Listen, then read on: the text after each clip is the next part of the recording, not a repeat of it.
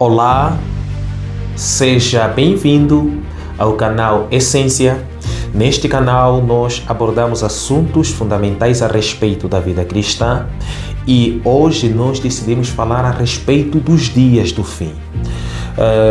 Quais são os conselhos que Jesus deixou a respeito dos dias do fim? Por que nós queremos falar a respeito desse assunto? Por causa da maneira despreparada que as pessoas vivem nesses dias. É sempre interessante nós voltarmos a tocar nesse assunto para sermos despertados, acordados do sono que muitas das vezes nos prendeu e nos faz viver na nossa própria sorte. Veja o que Jesus fala no livro de Mateus, capítulo 24, versículo 36. Pega ali, Mateus, capítulo 24, versículo 36. Ele diz aí: quanto ao dia e a hora, ninguém sabe, nem os anjos dos céus, nem o Filho do Homem, senão o Pai. Ou seja, o que Jesus começa a falar nesse texto é que o dia da sua vinda será uma surpresa. Uma das coisas que as pessoas menos gostam é serem surpreendidas. Essencialmente quando aquela surpresa nos prejudica, não é? Quando aquela surpresa traz coisas desconfortáveis ao nosso respeito. Quando Jesus ele introduz essa fala, quanto ao dia e a hora, ninguém sabe, nem os anjos dos céus, nem o Filho, somente o Pai. O que Jesus quer que todos nós saibamos é que a nossa preocupação não deve ser necessariamente com o dia, mas com o estado em que esse dia pode nos encontrar. Veja o que ele diz aí: como foi nos dias de Noé, assim também será na vinda do Filho do Homem. Pois nos dias anteriores ao dilúvio, o povo comia, bebia, casava-se, Noé davam-se em casamento até o dia que entrou na arca, que Noé entrou na arca.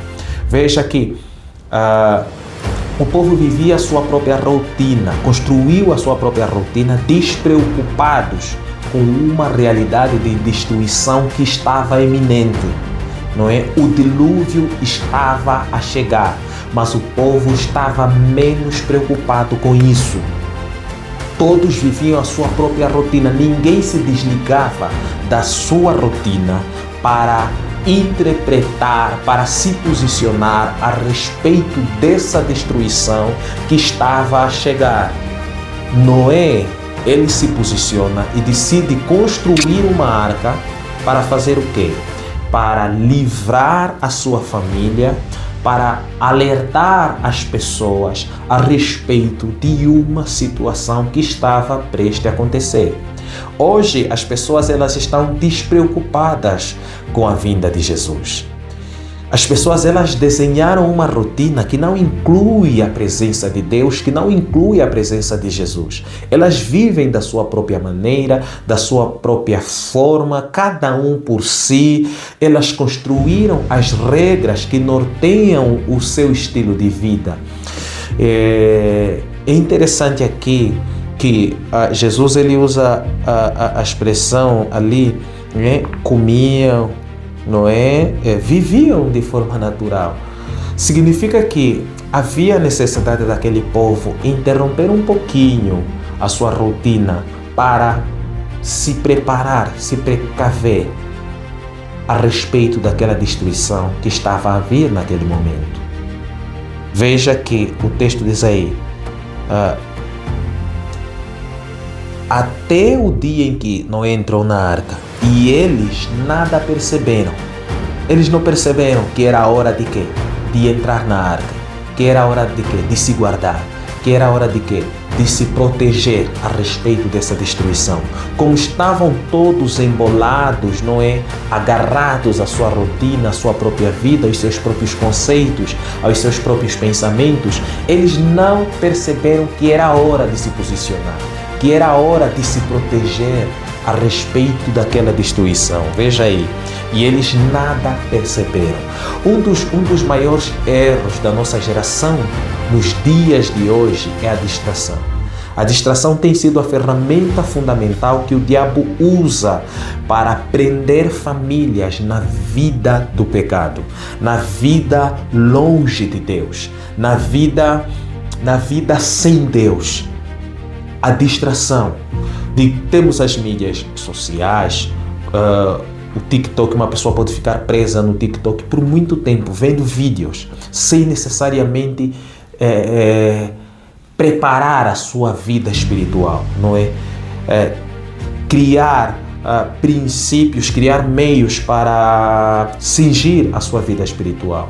A distração tem sido um meio terrível para aprender a nossa geração. E você vê que nesse texto, Jesus, ele usa a expressão, nada perceberam. Eles não se aperceberam que era hora de quê? De se posicionar de uma maneira diferente, de reduzir determinados comportamentos, se posicionar na vida e mudar a sua rotina de vida, começar a levar a vida espiritual a sério, começar a conversar com Deus, ler a Bíblia, se consertar com Deus. Eles não perceberam que era hora de se posicionar a respeito dessa destruição que estava prestes a aparecer.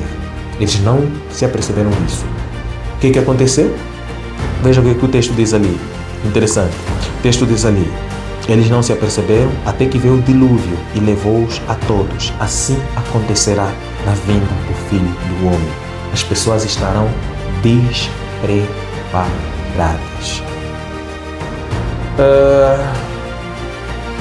O que nós queremos fazer aqui é: você precisa estar em comunhão com Deus. A comunhão com Deus vai te posicionar. A comunhão com Deus vai trazer os meios possíveis para você saber lidar com a geração que nós vivemos nos últimos dias, que nós vivemos nesses dias. Tem coisas que nós precisamos fazer agora, mas se nós estamos desconectados com Deus, nós não teremos acesso a essa realidade. A surpresa será a marca dessa geração. Uma geração surpreendente sobre os acontecimentos dos últimos dias. Veja que o dilúvio, quando chega nessa cidade de Noé, chega como uma catástrofe natural. Como uma catástrofe natural, uma invasão enorme de água sobre a cidade. E destrói a vida, a família, aquilo que todo mundo estava embolado, Noé agarrado. O dilúvio chega e rompe com tudo, desfaz com tudo, desfaz os caprichos, desfaz as situações. Todo mundo estava despreparado para isso. Ninguém contava isso. As pessoas casavam, imagina, investiam coisas para casar, construíam casas, construíam a vida deles, os negócios, as situações, até que veio o dilúvio e puf, acabou com tudo. Assim acontecerá na vinda do Filho do Homem. A nossa comunhão com Deus, ela também nos trará as diretrizes do que é necessário fazer em cada momento. Uma das coisas que a Bíblia fala é que nós não devemos viver como nécios, mas como sábios, aprendendo a discernir a vontade de Deus, remindo o tempo porque os dias são maus. A expressão remir o tempo nos traduz a realidade de que nós devemos aproveitar o máximo do tempo que Deus nos dá, não é? Com o quê? Com a vontade de Deus. Em descobrir qual é a vontade de Deus. O que Deus quer que eu faça nesses minutos de vida que Ele me concede. É fundamental nós nos posicionamos a respeito disso. O conselho que Jesus dá é, portanto, vigiem. Vigiem, porque vocês não sabem o dia nem a hora em que virá o seu Senhor. Vigiar é o quê? É se posicionar, é ficar pronto, não é? Ficar pronto espiritualmente, não é? Não viver uma vida entregue à devassidão, ao pecado, não é? Uma vida como se Deus não existisse, como se nós fôssemos dono do nosso próprio nariz, como se a morte jamais baterá à nossa porta. O alerta de Jesus é: vigia, esteja pronto. Esteja pronto. Tenha em mão os recursos suficientes para você não ser pego de surpresa, porque o Senhor pode vir numa hora em que eu e você menos esperamos. Termina dizendo: se o dono de casa soubesse a hora em que viria o ladrão, ele ficaria de guarda e não deixaria que a sua casa fosse arrombada. Assim vocês também precisam estar preparados, porque o Filho do Homem virá numa hora em que vocês menos esperam. Menos esperam. Nós não sabemos essa hora. O conselho de Jesus é: fique preparado. Fique preparado. Tem vezes que dá vontade de você seguir todo mundo. As pessoas, todo mundo segue nessa direção, mas a visão de Jesus é: se posicione. Procure sempre saber o que Deus quer de você. Quais são os planos de Deus ao seu respeito. Não dá para viver uma vida como se Deus não tem nenhuma opinião. Não. Deus é que manda, no final das contas. Deus é que manda. Quando Deus quiser desligar, nos chamar, nós não temos como.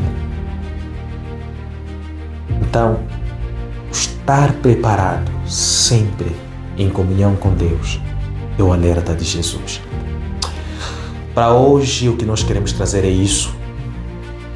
Que Deus te abençoe, que Deus abençoe a sua família, que você viva uma vida preparada para se encontrar com Deus. Em nome de Jesus. Amém.